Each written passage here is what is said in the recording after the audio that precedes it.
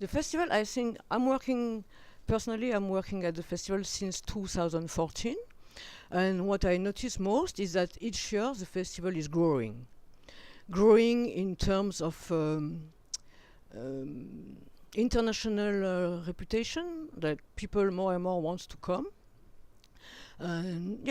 Growing in terms of, yes, that's the evolution. I think the programming line is the same, is a very strong one, and that more and more people know about this festival.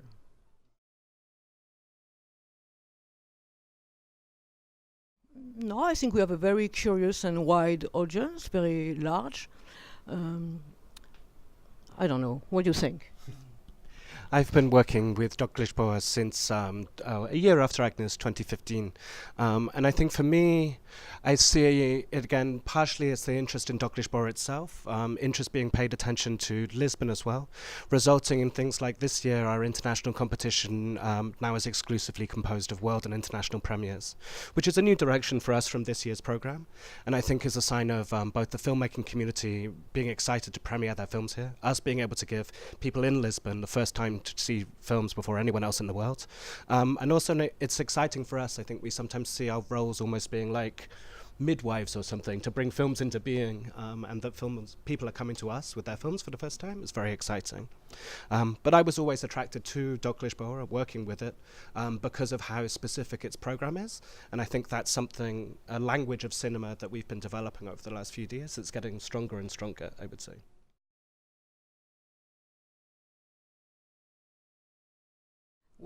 Alors, personally, of course, I am the curator of one of the two retrospectives. I will highlight it.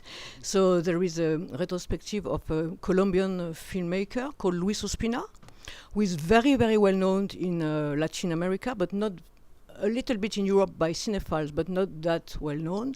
So we are the first one in Europe to do a full retrospective of his work, though he had some films shown already here. But so this is one of my highlights.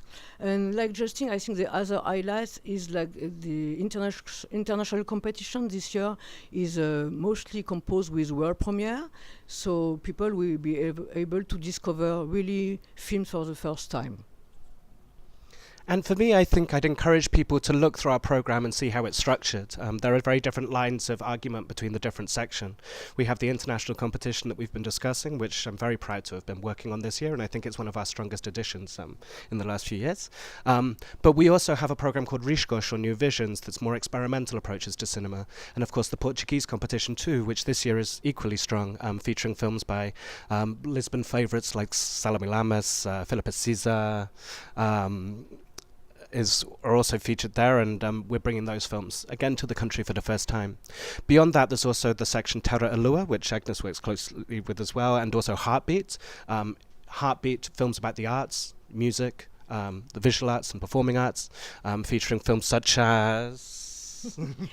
Yeah, it's difficult because, I mean, we love everything. I think the audience has to be relaxed and follow his own taste and go through a bit of everything, and each person has to do his own way through the program because it's a very rich offer. So each person has to just follow, and choose a bit of everything. I don't know. This is the way to do it, no?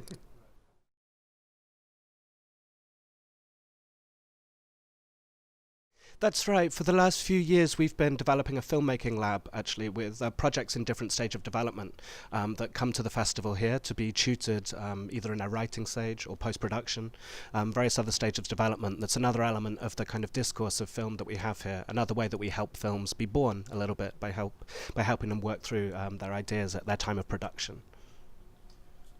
I want to add something about what I said previously. I think we have a very wide offer for every kind of people. The cinematic proposals we have are really wide, and this is one of the specificity of Doclisboa, I think, because we have this section called the Terra e Lua, where you can find all the big names of documentaries like Ritipan, Fred Wiseman this year, for instance. And then the specificity of Doclisboa is discovering young directors. So in the two competitions, we discover young directors. In New Visions, Riscos, we discover young directors. And we have people for, every kind, we have films for every kind of audience. This is very important, I think. And I think as well it's worth pointing out that obviously Doclisboa by its name is a documentary film festival, but we're really mostly resolutely interested in cinema, in the complications of cinema, in what happens when you put a camera in front of reality, and frame that as your own vision of the world. I think we're equally interested in films that question their subjects, or we want our films to question both their subjects and question actually what it is to film and what cinema can be. And I think that's something that sets us apart slightly as a festival. We're certainly not a subject-driven festival in terms of our approach to films. We're really interested in the unique qualities that happen when you reconstruct the world as a cinematic object.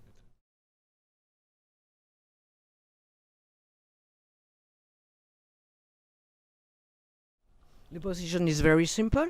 We live in a free country where we don't agree with censorship, so we are totally free to program every film we want, and we will keep the film, and we will not take these complaints in any consideration.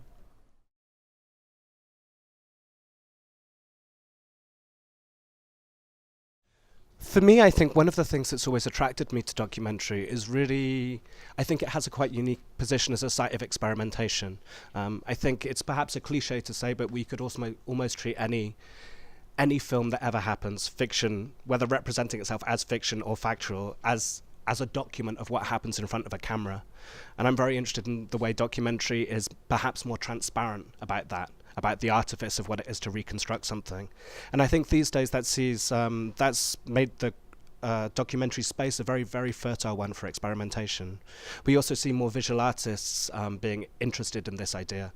And the more and more that information becomes a material, maybe around us, the more we drown in it, maybe the more important documentary is, not to necessarily reveal facts, but to show us the diversity of ways of dealing with things that we might treat as the real. Yeah, exactly. I think it's not a hazard if documentary is more and more successful, and documentaries also are more and more released, commercially released also in cinemas.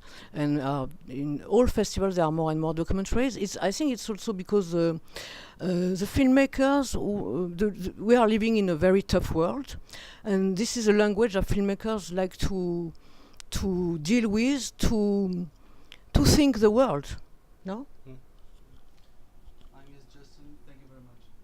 Thank you.